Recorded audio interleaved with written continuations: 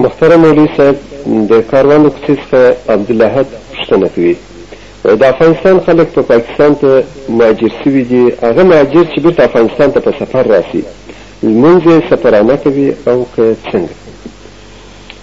حضراتو تاسې باید دا سوال ته توضیح ورکړی وای. افغانستان خو نه افغانستان دی، نو که د کندهار سړی هلته کلاتو کابل ته ولاړ خو افغانستان دی. تا به داسې ویلي وای چې یو سړی د عین ښار دی، په ښار کې زو کړی دی، بیا تللی دی مهاجر دی پاکستان ته، د پاکستان اوس و عین قندهار ته راغی خپل وطن اصلي ته. د دغه سړي نو حکم څه دی؟ ایا سفر د ده باقي دی او که سفر د نیاز اولا؟ دا سړی به 2 رکعاته لمونځ کوي او که به 4 رکعاته لمونځ کوي؟ سوال باید تاسې توضیح کوي او سوال غلط ونه کوي.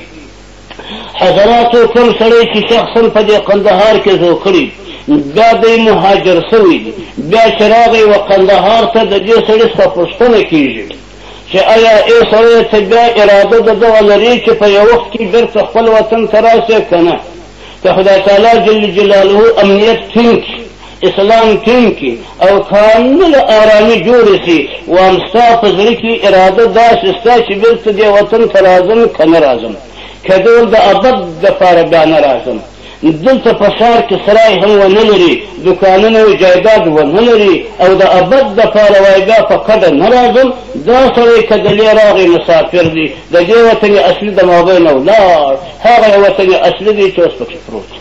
او که دا سړی قندهاری دی، هلته په هجرت پروت او دی منتظر دی چې خدای جل جلاله امنیت ټینګ کړي او ارامي جوړه شي، زه په یو وخت کې په کډه راځم، د دې وطن اصلي نه دی باطل. دا چې په قصر هغه درایي راتېر شو بس مقیم دی، خود په خوده که شپه بیا په قندهار کې کوي که نه؟ که څه تېرېږي و عراق ته، لیکن زو کړی دی په قندهار کې او اراده د دغه لري چې یو وخت بېرته په کډه راځم و دغه قندهار ته، د دغه سړي وطن اصلي ولې باطل حضراتو؟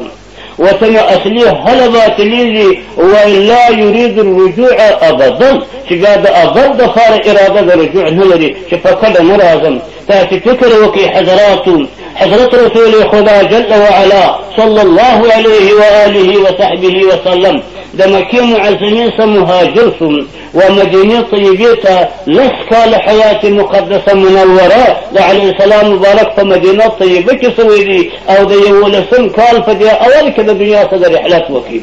په دې مابین کې د جهاد دپاره راغلی دی. په 8 کال د هجرت فتح د مکې معظمې د وکړه، مکې معظمې ته راغی، اما لمونځ یې 2 رکعاته کاوه. بیا په حجة الوداع کې 10 کال د هجرت تقریبا 1,40,000 صحابه کرام ورسره وه چې دوی راغلی دي مکې معظمې ته، بیا یې هم لمونځ 2 رکعاته کاوه. نو خدا د ده وطن اصلي و، علیه السلام مبارک زو کړی دي په مکه معظمه کې، لوی شوی دي په مکه معظمه کې، 53 کاله حیات مقدسه په مکه معظمه کې و، 10 کاله په مدینه طیبه کې و. نو دا وطن اصلي د ده و، لیکن چې رابغې لمونځ د سفر کاوه. دا په علت دی چې علیه السلام مبارک ملک جایداد په مکه معظمه کې نه پاته او اراده د رجوع یې نه درلوده چې د ابد دپاره تر مرګه بیا زه نه کوم چې کډه رابار کړم او مکې معظمې ته به راځم. حتی صحابه کرام دا د منع کړې وه چې و حج ته راسي، تر حج وروسته 3 ورځې ورته تاسو ته اجازه ده چې په مکه معظمه کې بالابد شپې تېرې کړي، یعنې فورا به جاوزي چې د دې څه څوک پات نه شي په دا خپل وطن اصلي کې هغه مهاجرین وه. زموږ ستاسې د وطن خلک هغه چې تللي دي هغه د فتنې په خاطر چې هغه کافر حکومت و دولت راغی مابین ته وطن یې ټوک ټوک کړي، نو مؤمنان د هجرت ته مجبور شوه. دا په حقیقت کې فرار عن الفتن بولي چې دا هر څه د خپل سر، د خپل ناموس، د خپل بچیان خوندي کول، نو تر یو ځایه وځولول. هر کله چې فتنه ورکه شي نو موږ ورته اجازه ده چې بېرته خپل وطن ته راسم. لیکن هغه کسان چې اراده د رجوع لري چې یو وخت راځم، هغه چې په هر کلي کې زو کړی دي، په هر ښار کې زو کړی دي، که خپل وطن اصلي ته ورغی او د دې اراده وه چې یو وخت راځم، که څه 20 کاله بعد چې امنیت ټینګ شي مثلا، دا سړی د سفر وځي مقیم دی، لمونځ به 4 رکعاته کوي والسلام.